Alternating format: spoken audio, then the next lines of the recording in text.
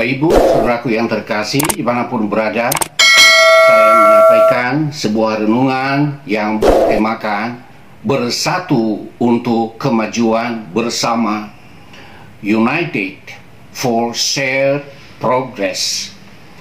Firman Tuhan yang saya bacakan diambil dari Injil Yohanes pasal 17 ayat 20 sampai ayat 22. Supaya mereka semua menjadi satu, sama seperti Engkau ya Bapa di dalam Aku dan Aku di dalam Engkau, agar mereka juga di dalam kita, supaya dunia percaya bahwa Engkaulah yang telah mengutus Aku, dan Aku telah memberikan kepada mereka kemuliaan yang Engkau berikan kepadaku, supaya mereka menjadi satu, sama seperti kita adalah satu. Saudaraku yang terkasih, Yesus memberikan ilustrasi bagaimana kesatuan yang dikehendakinya terjadi di antara kita sebagai umat. Dia mengibaratkan seperti dirinya dengan Bapa yang mengutusnya. Mereka adalah satu, yang kita kenal dengan istilah Esa. Nah, sebagaimana Allah itu Esa, demikian juga kita sebagai umat hendaknya bersatu, bukan hanya hidup di dalam persekutuan. Kesatuan yang dimaksud tidak menghilangkan perbedaan, tetapi dengan kesatuan itu maka akan tercapai kemajuan bersama. Seringkali orang mengumpamakan betapa dahsyatnya kekuatan kesatuan itu, seperti sapu lidi misalnya. Sapu lidi itu adalah ikatan dari sekumpulan lidi yang kecil, dan sebenarnya kalau ia satu saja sangat mudah untuk dipatahkan. Tetapi lidi yang banyak itu ketika sudah menjadi satu dalam satu ikatan, maka ia tidak mudah untuk dipatahkan. Bahkan dengan kesatuan itu, sapu lidi melakukan pekerjaan-pekerjaan yang besar, memberikan kita kebersihan dan menjauhkan segala sampah atau kotoran. Kita belajar dari sapu lidi itu, tatkala kita menjadi satu, maka ada banyak kemajuan yang dapat kita capai demi kepentingan bersama. Seperti pepatah bilang, bersatu kita teguh, bercerai kita runtuh. Hidup bersatu merupakan kunci untuk meraih keberhasilan bersama. Sebab apa? Hidup bersatu untuk maju bersama merupakan kehendak Allah. Kalau kita hidup di dalam kesatuan, dalam persatuan, itulah yang dikehendaki oleh Yesus Kristus.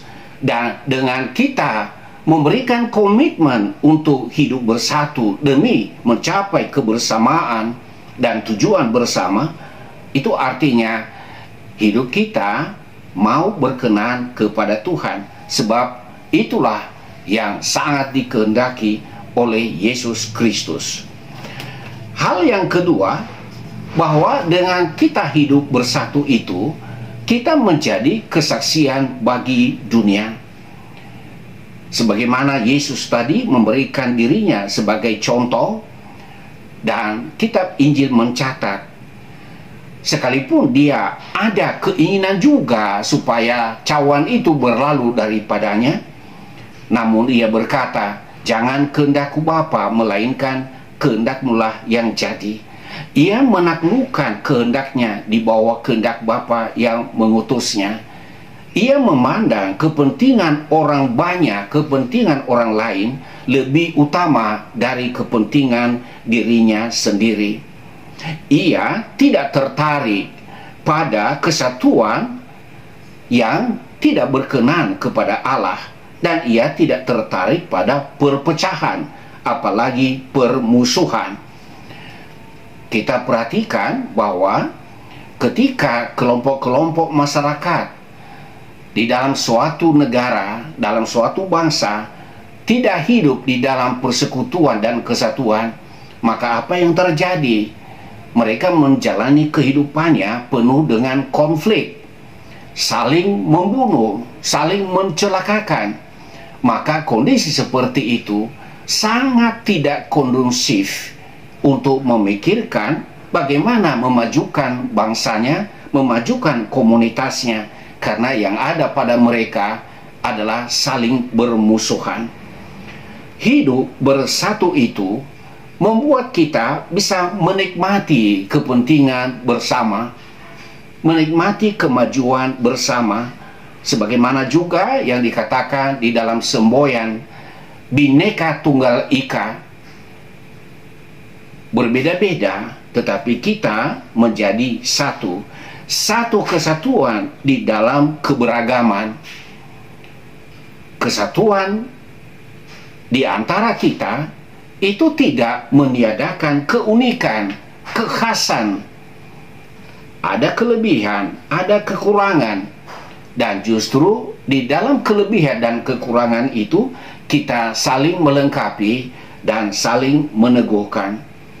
Di dalam kebersamaan itu, jika kita melakukan sesuatu hal yang positif, maka pada akhirnya kita akan menikmati bersama kemajuan-kemajuan yang kita capai dalam kebersamaan.